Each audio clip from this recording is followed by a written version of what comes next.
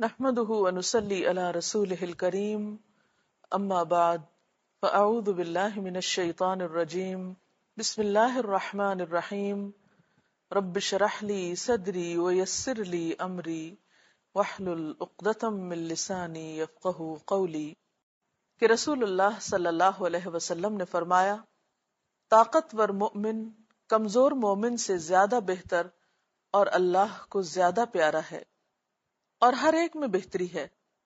اس چیز کی حرص کرو جو تمہیں فائدہ دے، اور اللہ سے مدد طلب کرو اور ہمت نہ ہارو، اور اگر تمہیں کچھ نقصان پہنچ جائے تو یہ مت کہو کہ اگر میں ایسا کر لیتا تو ایسا ہو جاتا، البتہ یہ کہو کہ اللہ کی تقدیر یہی تھی اور جو اس نے چاہا کیا، کیونکہ اگر کا لفظ شیطان کے کام کا دروازہ کھول دیتا ہے۔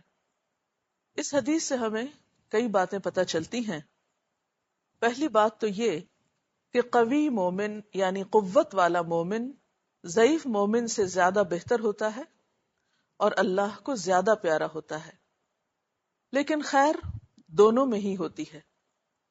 اب جب ایک انسان کو یہ پتہ چلتا ہے کہ قوی ہونا اللہ کے نزدیک زیادہ محبوب ہونا ہے، تو پھر انسان ضرور یہ چاہتا ہے کہ اس کے اندر یہ صفت پیدا ہو۔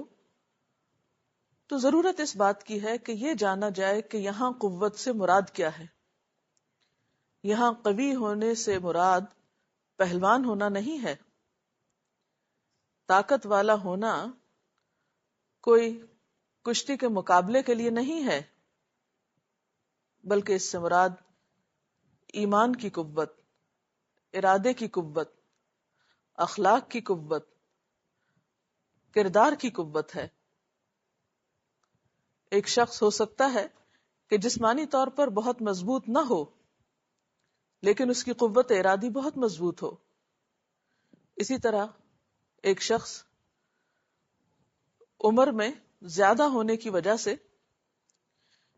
اس کی جسمانی قوت کم ہو چکی ہو، لیکن اس کا ایمان اور اس کا عمل، اس کا اخلاص اور تقوی کہیں زیادہ ہو چکا ہو، یعنی عمر کے بڑھنے کے ساتھ ساتھ۔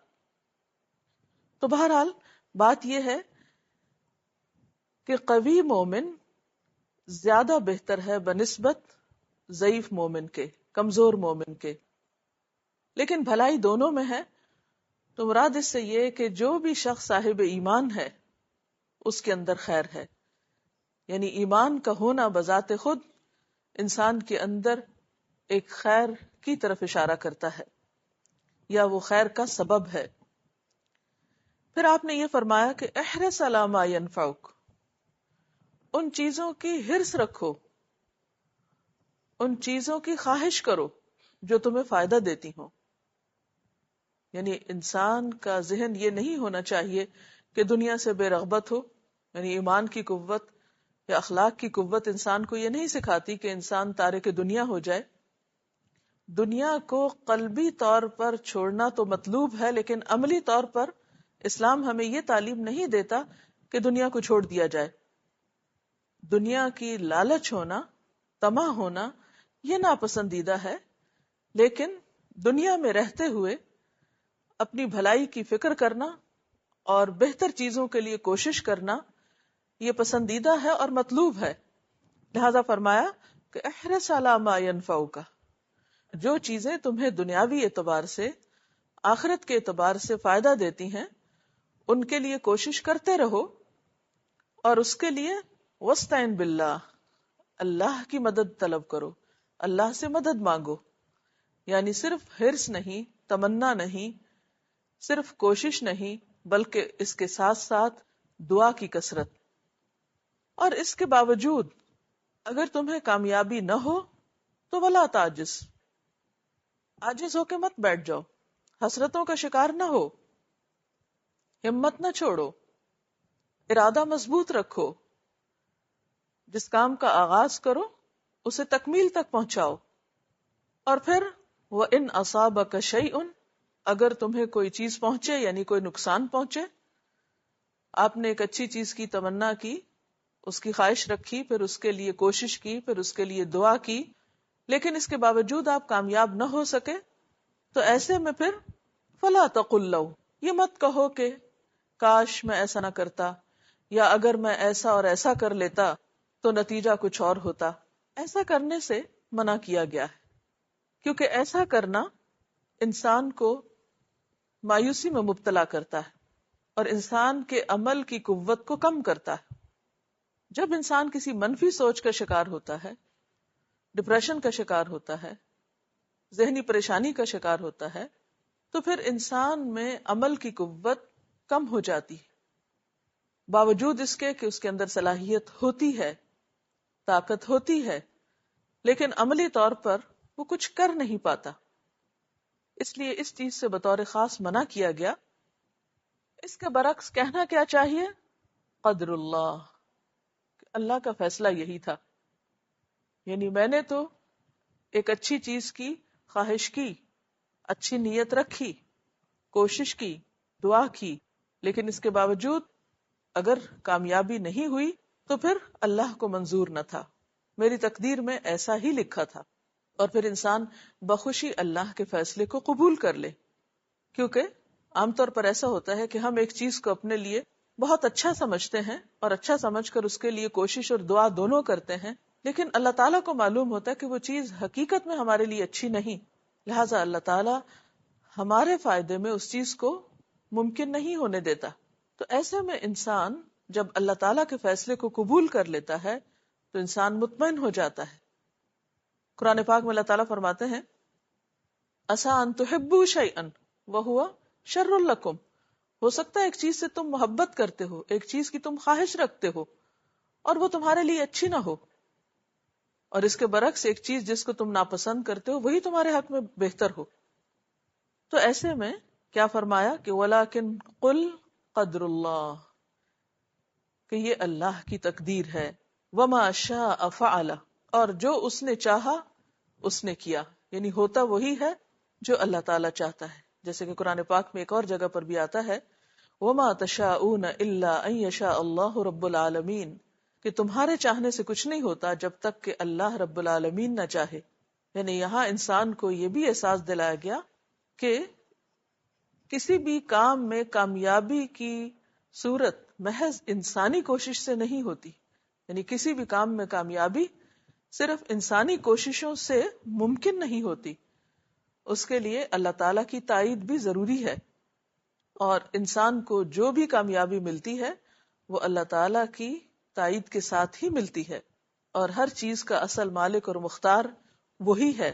اور یہاں خاص طور پر جو لو کہنے سے منع کیا گیا تو اس کی وجہ بھی بتائی گئی کہ انسان جب لو کہتا ہے، کاش کہتا ہے یا اگر کہتا ہے تو اس سے شیطان کے کام کا دروازہ کھلتا ہے.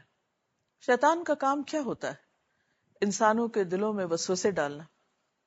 وسوسہ کیا ہے؟ ایک منفی خیال جو انسان کے لیے غلط کام کا راستہ کھولتا ہے. تو لو کس طرح انسان کو غلط راستے پہ لے جاتا ہے کہ نمبر ایک، انسان کو مایوسی میں مبتلا کرتا ہے. بعض اوقات انسان کے اندر حد سے زیادہ حسرت کو جنم دیتا ہے. پھر انسان کو اللہ تعالیٰ سے بدگمان کرتا ہے. مثلا انسان اگر کام کے ساتھ ساتھ دعا کرتا ہے، عبادت کرتا ہے، تو اس کو عموماً یہ سجھاتا ہے کہ دیکھو تمہاری عبادت کا کیا فائدہ ہوا، تمہاری نمازوں نے تمہیں کیا دیا، تمہارے دین کے ساتھ تعلق نے تمہیں کوئی فائدہ نہیں پہنچایا. اسی طرح انسان اگر کاش کہتا ہے تو شیطان انسان کو ایک ڈریم ورلڈ میں لے جاتا ہے، اس کو ایک پریکٹیکل انسان بننے سے زیادہ ایک تخیلاتی انسان یا محض اپنے خیالات میں گم رہنے والا انسان بنا دیتا ہے. کیونکہ اسلام ہمیں یہ سکھاتا ہے کہ نقصان ہونے کے بعد اس نقصان پر انا للہ و انا الیہ راجعون پڑھو اور پیچھے پلٹ کے نہ دیکھو، آگے دیکھو. پیچھے دیکھنے کی اسی حد تک اجازت ہے کہ جس سے انسان اپنی غلطی سے عبرت پکڑے، اپنی خطا سے سبق سیکھے، لیکن اس کے بعد آگے کی طرف بڑھے. اور اس خطا کو بار بار دل میں لانے اور مایوس ہونے اور ندامت کا شکار ہونے سے بہتر یہ ہے کہ انسان اس کا ازالہ کرے، اس کا کفارہ کرے. اسی لیے ہم دیکھتے ہیں کہ انسان چونکہ خطا کا پتلا ہے، ایسا نہیں ہو سکتا کہ کسی انسان سے کوئی غلطی نہ ہو دنیاوی معاملات میں یا اخروی معاملات میں. لیکن اس کا حل کیا بتایا گیا؟ ایک حدیث میں آتا ہے اللہ کے رسول صلی اللہ علیہ وسلم نے فرمایا کہ اگر تم سے غلطی ہو جائے تو اس کے پیچھے نیکی کر لو، گناہ ہو جائے تو اس کے پیچھے نیکی کر لو، کیونکہ وہ نیکی گناہ کو مٹا دے گی. تو لو کہتے رہنے کی بجائے، کاش کہتے رہنے کی بجائے انسان فوری طور پر یہ تدبیر کرے کہ اسے عملی طور پر اب کیا کرنا ہے، اس نقصان کا ازالہ کس طرح کرنا ہے. اور اسی طرح اگر انسان انسانوں کے ساتھ معاملہ کرتے ہوئے کوئی غلطی کر بیٹھتا ہے اور اس وقت وہ حسرتوں کا شکار ہوتا ہے تو وہاں بھی شیطان تعلقات میں مزید خرابی کا سبب بنتا ہے، دو طرفہ تعلقات کے اندر مزید بگاڑ پیدا کرتا ہے. مثلا شوہر بیوی کے تعلقات میں اگر کسی وقت کوئی ایسی سرد مہری آتی ہے یا آپس میں کوئی اختلاف پیدا ہوتا ہے اور اس وقت دونوں میں سے ایک یا دونوں یہ سوچنے لگے کہ کاش ہماری شادی نہ ہوئی ہوتی، تو آپ دیکھیں گے کہ یہ منفی سوچ اس تعلق کو کبھی بھی بہتر نہیں ہونے دے گی اور اس تعلق میں کبھی بھی بہتری کی طرف انسان نہیں جا سکتا. اور انسان اپنے تعلقات کی اصلاح کے لیے کوشش کرنے کی بجائے محض اسی پہ کڑتا رہے گا اور اسی پہ جلتا رہے گا کہ یہ رشتہ ہوا ہی کیوں. حالانکہ کسی بھی تعلق میں آپ دیکھتے ہیں کہ دونوں ہی پہلو ہوتے ہیں، اچھا پہلو بھی ہوتا ہے اور دوسرا بھی ہوتا ہے. زندگی میں صرف خوشیاں نہیں ہوتی، خوشیوں کے ساتھ غم بھی ہوتے ہیں. ہمیشہ کسی بھی انسان کے ساتھ، خواہ وہ آپ کے والدین ہی کیوں نہ ہو، عزیز دوست ہی کیوں نہ ہو، ایسا نہیں ہوتا کہ ہمیشہ تعلقات اچھے ہی رہیں.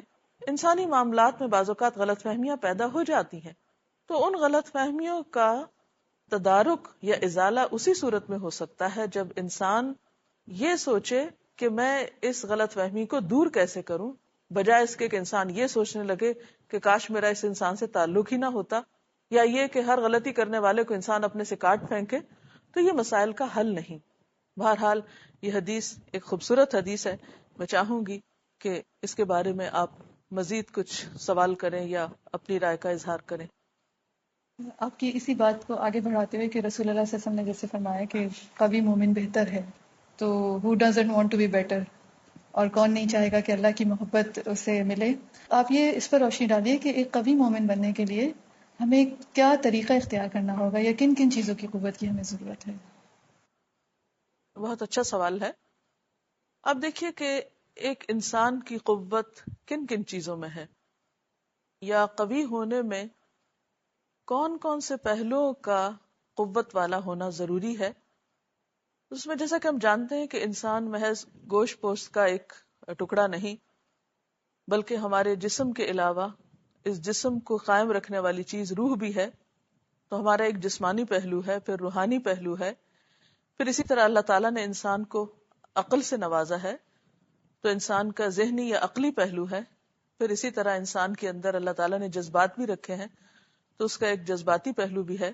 تو کوئی بھی انسان اس وقت تک قوی نہیں ہو سکتا، قوت والا نہیں ہو سکتا، جب تک وہ ایکولی ان چاروں پہلوؤں میں قوت حاصل نہ کرے. مثلاً اگر ایک شخص جسمانی اعتبار سے تو بہت قوی ہے، لیکن اس کی عقل جو ہے وہ اس کا ساتھ نہیں دیتی، یا عقلی اعتبار سے بہت کمزور ہے، تو یہ جسمانی قوت اس کے لیے خطرناک بھی ہو سکتی. اسی طرح ایک انسان عقلی اعتبار سے بہت قوی ہے، بہت پڑھا لکھا ہے، لیکن اس کا روحانی پہلو بہت کمزور ہے، تو بعض اوقات اس کی عقل اس کو سیدھے راستے پر رکھنے کی بجائے بھٹکا بھی سکتی ہے. اسی طرح کوئی شخص جسمانی اعتبار سے بھی بہت اچھا ہے، ذہنی اعتبار سے بھی بہت سمجھدار ہے اور روحانی اعتبار سے بھی کافی سٹرونگ ہے، لیکن جذباتی اعتبار سے انتہائی کمزور ہے، یعنی اسے اپنے جذبات پر قابو ہی نہیں. تو ایسا انسان بھی قوی نہیں کہلا سکتا.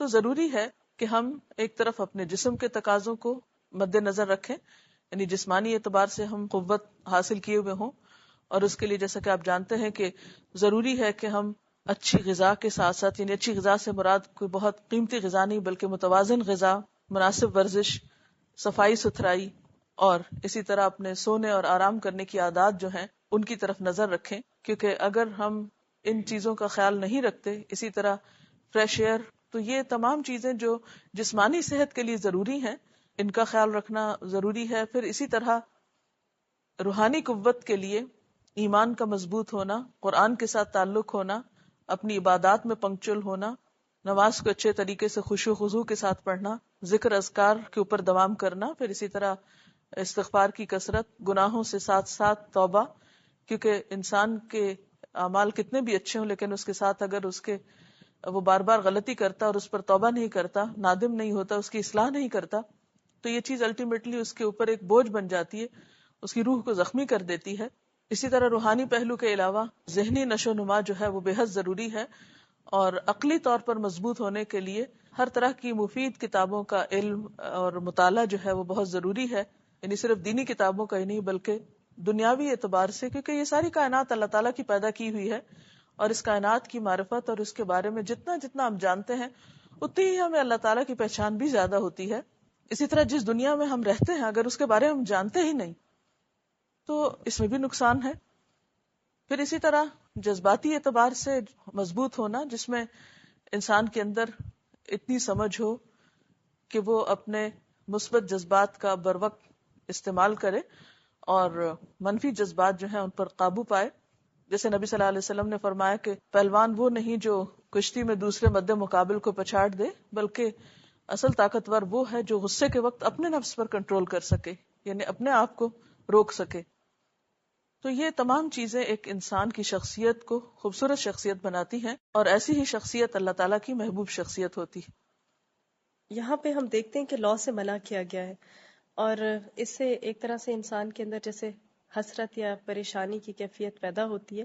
تو ایسے موقع پہ پھر جب ناکامی ہو انسان کو تو اس وقت پھر کیا کرنا چاہیے؟ جی ہاں، جیسے کہ آپ نے فرمایا کہ ہمیں اس چیز سے منع کیا گیا کہ ہم بہت زیادہ کاش یا لو نہ کہیں، اور ایک حقیقت بھی ہے کہ انسان جب اپنی ناکامی کا تذکرہ بار بار کرتا رہتا ہے تو اس کی مایوسی اور بڑھتی ہے. جب غم کا ذکر بار بار کرتا ہے تو غم میں کمی ہونے کی بجائے غم میں اضافہ ہوتا ہے. اسی طرح انسان جب اپنے دکھوں کی کہانی دوسروں کو بار بار سناتا ہے اور اپنی ناکامی کا تذکرہ کرتا ہے تو بعض اوقات دوسروں کی نگاہوں میں بھی ہلکا ہو جاتا ہے. تو ایسے موقع پر سب سے پہلے تو انسان کو صبر کرنا چاہیے، یعنی نقصان کو قبول کر لینا چاہیے کہ یہ میرے حصے میں لکھا ہوا تھا. پھر صبر کرنا چاہیے، پھر اس کے بعد اللہ تعالیٰ سے دعا کرنی چاہیے. اور جب انسان غم کی کیفیت سے کچھ نکلے تو پھر آئندہ کے لیے اس بات کا جائزہ لے کہ مجھے نقصان کس چیز سے پہنچا. جیسے حدیث میں آتا نا کہ مومن ایک سوراخ سے 2 دفعہ نہیں ڈسا جاتا. تو جہاں اسے نقصان پہنچا یا جس طریقے یا جس راستے سے، اس کا جائزہ لے کر آئندہ کے لیے سبق سیکھے اور اس راستے پر دوبارہ نہ جائے. پھر اسی طرح اپنی امیدیں بلند رکھے، ایسے لوگوں کے بیچ میں بیٹھے کہ جو اس کے لیے اچھی مثال ہوں، ایسی کتابیں پڑھے کہ جس میں ایسے لوگوں کے حالات اور واقعات ہوں کہ جنہوں نے ناکامیوں کے بعد کامیابی حاصل کی اور بہت اعلیٰ درجے کی کامیابی حاصل کی. اور اس بات پر یقین رکھے کہ زندگی میں کسی ایک موقع پر ناکام ہو جانا یا کسی نقصان کا ہو جانا ہمیشہ کی ناکامی نہیں ہوتا. جب تک انسان زندہ ہے اس کو مختلف طرح کے چانسز ملتے رہتے ہیں اس زندگی میں آگے بڑھنے کے. اس لیے انسان کبھی بھی امید کا دامن نہ چھوڑے، اور جب انسان پر امید ہوتا ہے تو اس کا ذہن یقینی طور پر آئندہ کے لیے بہتر سے بہتر منصوبے بناتا ہے. تو ہمیشہ مستقبل کی طرف دیکھنا چاہیے. ہاتھ سے نکلی ہوئی چیز اور کھوئی ہوئی چیز اور ختم ہونے والی چیز پر بہت زیادہ غم منانا انسان کے لیے نقصان دہ ہی ہے. ہوتے ہیں تو ہماری زندگی سے ہر طرح کی امید یا ایک امنگ ختم ہو جاتی. تو امنگیں ختم نہیں ہونی چاہیے، جذبے ختم نہیں ہونے چاہیے، حالات کیسے بھی ہوں نا امیدی نہیں ہونی چاہیے، مایوسی نہیں ہونی چاہیے.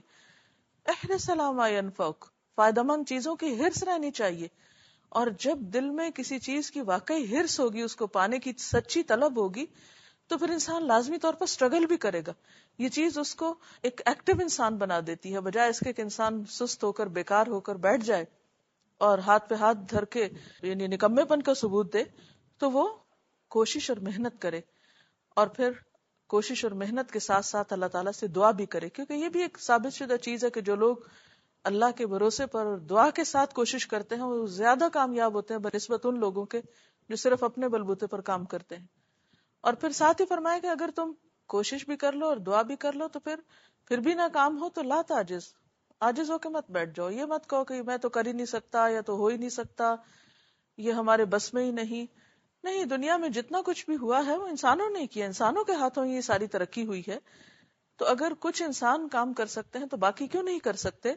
اصل چیز یہ ہے کہ اسلام انسان کو ایک مثبت سوچ دینا چاہتا ہے اور اسے معاشرے کا ایک مفید اور کارآمد شخص بنانا چاہتا ہے بنسبت اس کے کہ وہ دوسروں کے اوپر ایک بوجھ بن جائے. تو ہمیں ان پہلوؤں پر غور کرنے کی مزید ضرورت ہے. یہ ایک حقیقت ہے کہ انسان جو کچھ بولتا ہے، جو کچھ سوچتا ہے، ویسا ہی اس کا عمل ہو جاتا ہے. مثلاً آپ دیکھیے کہ جنگ احد کے موقع پر جب مسلمانوں کو شکست ہوئی تو اس موقع پر بجائے اس کے کہ ایک لمبا عرصہ تک سب غم مناتے اور پریشان ہوتے، قرآن پاک میں اللہ تعالیٰ فرماتے ہیں وَلَا تَهِنُوا وَلَا تَحْزَنُوا وَأَنْتُمُ الْأَعْلَوْنَ إِن كُنتُم مُؤْمِنِينَ. نہ تو تم کمزور پڑو، بودے بنو، اور نہ ہی تم غم کرو، تم ہی بلند رہو گے اگر تم مومن. یعنی محض غم مناتے رہنے سے اور پریشان ہونے سے اور کمزوری دکھانے سے بہتر ہے کہ تم اپنے ایمان کو مضبوط کرو، اپنے ارادے کو مضبوط کرو، اور آئندہ کامیابی تمہارے لیے ہے.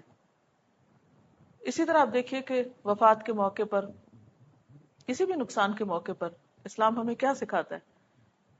فوت ہونے کے بعد کیا حکم ہے کہ 3 دن تک تعزیت کرو، 3 دن تک سوگ مناؤ، اس کے بعد سب اپنا اپنا کام کرو. کیونکہ جب انسان غم اور دکھ کی کیفیت میں لمبے عرصے تک رہتا ہے تو یہ کیفیت ایک بیکاری کو جنم دیتی اور انسان اس سے نکل نہیں پاتا. اور جو انسان یہ سمجھتا ہے کہ یہ دنیا ہمارے لیے ایک امتحان ہے، یہاں کی خوشی بھی امتحان ہے اور یہاں کا غم بھی امتحان ہے، تو پھر انسان ان چیزوں سے اوپر اٹھ جاتا ہے. اور حقیقت میں اسلام ہمیں ان چیزوں سے اوپر ہی دیکھنا چاہتا ہے، اور اسی وجہ سے وہ ہمیں آخرت کا تصور دیتا ہے، آخرت پر ایمان کے لیے کہتا ہے کہ اصل خوشی اور غم تو وہاں کا ہے. اور جو انسان اس چیز کو سامنے رکھتا ہے وہ بہت جلد دنیا کے غموں کے حصار سے نکل آتا ہے.